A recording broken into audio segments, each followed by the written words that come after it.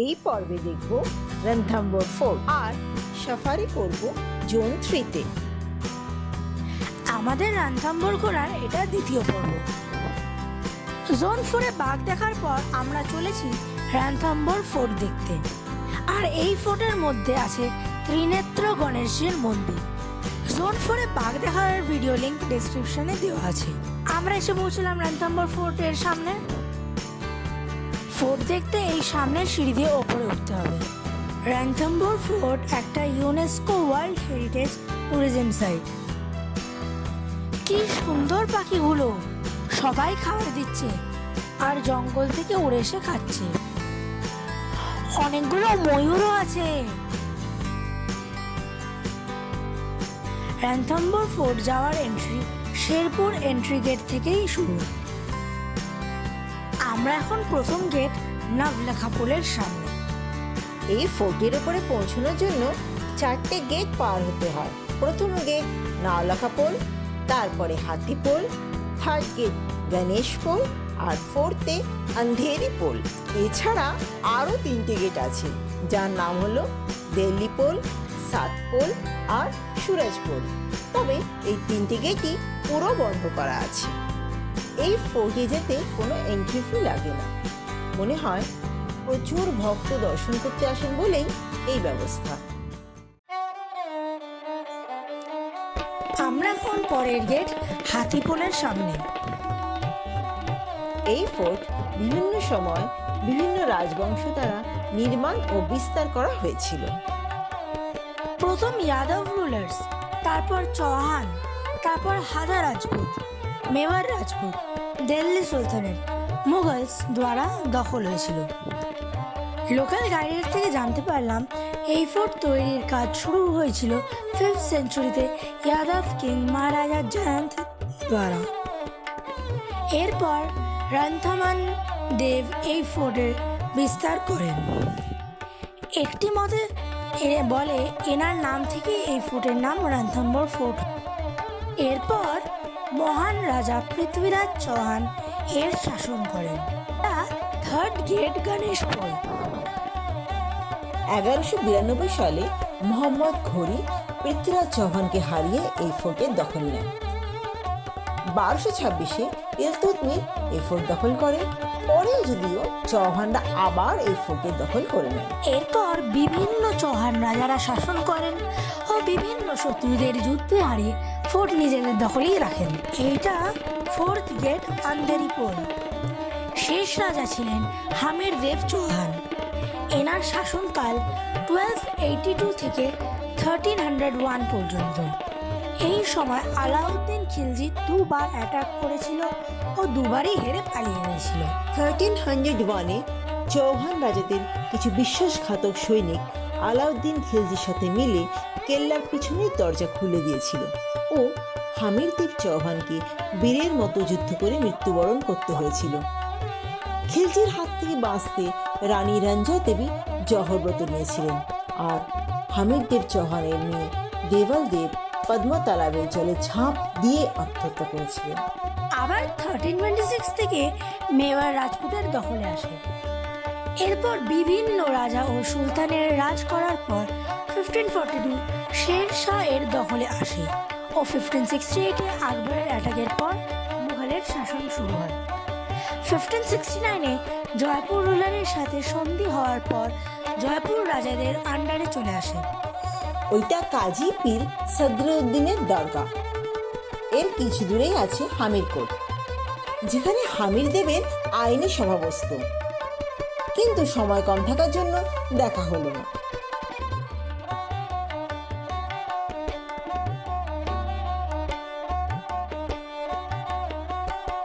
এই সৌধ রাজা হামির সিংজি তার পিতা জৈত্র সিংজির 32 ইয়ার শাসনকালের সম্মানে তার মৃত্যুর পর 32 পিলার দিয়ে বানান। এর নিচে একটা শিব মন্দির আছে, যা বন্ধ থাকার জন্য দেখা হলো না। এর পাশে এই ইনকমপ্লিট বিল্ডিংটা আছে, যা আধুরি ছাত্রী নামে পরিচিত। এটা হামির গার্ডেন বা রানীবাগ। এরপর 1763-তে ফার্স্ট সোয়াই মাধো সিং এইখানে পাকাপাকি থাকার জন্য সোয়াই মাধোপুর স্থাপন করেন। পরে মানসিং এই জায়গাকে ওনার হান্টিং গ্রাউন্ডে পরিণত করেন। 1947-এ ভারত স্বাধীন হওয়ার পরে ফোর্টকে আর্কিওলজিক্যাল সার্ভে অফ ইন্ডিয়ার হাতে তুলে দেওয়া হয় রক্ষণাবেক্ষণের জন্য।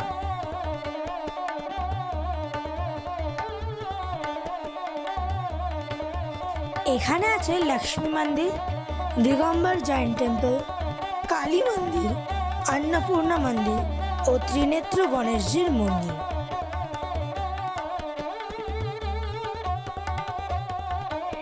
এইবার যাব প্রাচীন ও পৃথিবীর একমাত্র গণেশজির মন্দির, যেখানে গণেশজি তার পুরো পরিবার, 2 স্ত্রী ঋদ্ধি ও সিদ্ধি আর 2 ছেলে শুভ ও লাভকে নিয়ে একসাথে পূজিত হন। যে কোনো শুভ কাজের নিমন্ত্রণ পর্ব গণেশজিকে নিমন্ত্রণ করেই শুরু করা হয়। এখানে গণেশজিকে দর্শন করার জন্য প্রতি বুধবার প্রচুর ভক্ত সমাগম হয়। আর যেহেতু এই ফোর্টের সামনেই সাফারির জোন 3 এর এন্ট্রি গেট, তাই বুধবার জোন 3 সাফারি বন্ধ থাকে। এইখানে ভোগ দিচ্ছেন,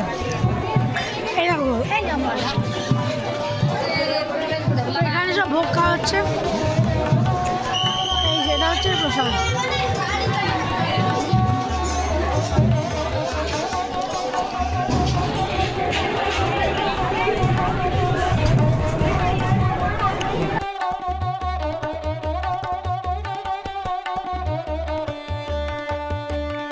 এই মন্দির থেকে 1.5 কিলোমিটার দূরে একটা শিব মন্দির আছে, যেখানে একটা ছোট জলধারা আছে, যাতে সারা বছর জল থাকে এবং শুকিয়ে যায় না।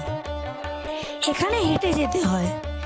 এছাড়া আরও একটা শিব মন্দির আছে, যদি সময় থাকে দেখা নেওয়া যেতে পারে।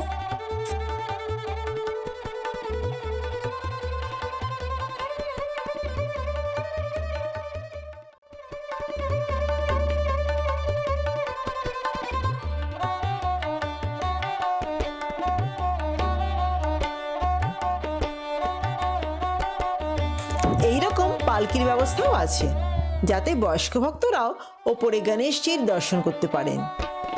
আমাদের রণথম্বোর ফোর্ট দেখা শেষ। এবার হোটেলে লাঞ্চ সেরে বের হব জোন 3 সাফারি করার জন্য।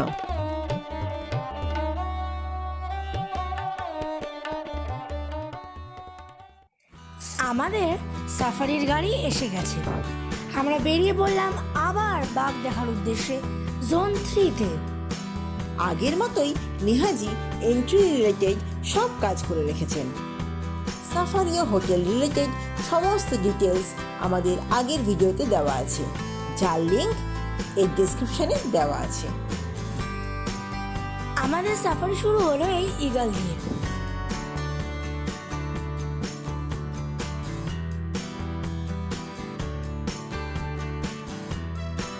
বাবারে, কত কুমির শুয়ে আছে!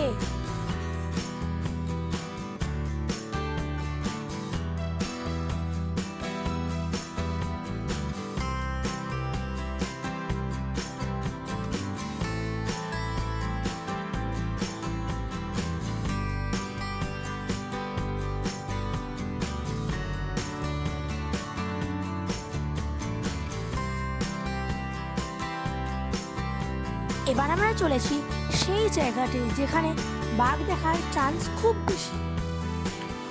ওই তো বাঘ! আমাদের গাইড বলছেন ও শিকার করার জন্য যাচ্ছে।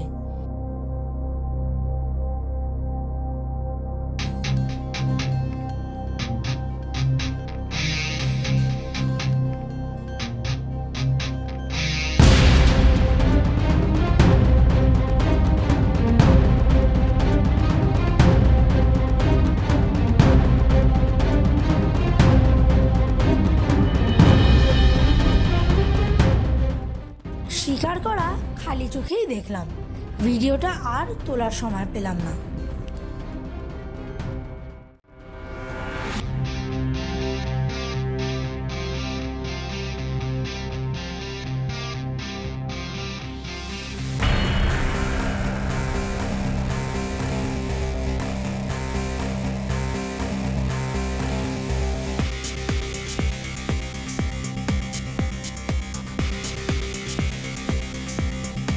এবারও টেনে টেনে নিয়ে আসছে।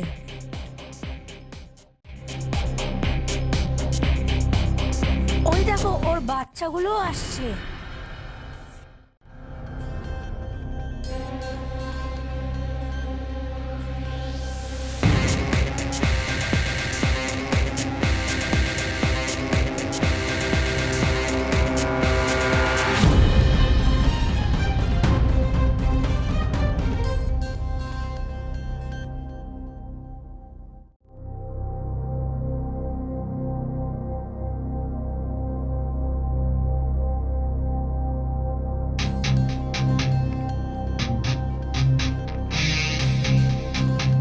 ওই দেখো একটা ভাল্লুক আমাদের দেখে পালাচ্ছে।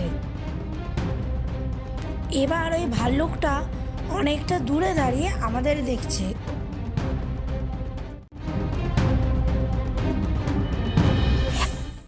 আমাদের এবারের মতন রণথম্বোর ঘোরা শেষ। কাল যাবো Sariska tiger reserve forest safari করতে। বাই বাই, পরের ভিডিওতে আবার দেখা হবে।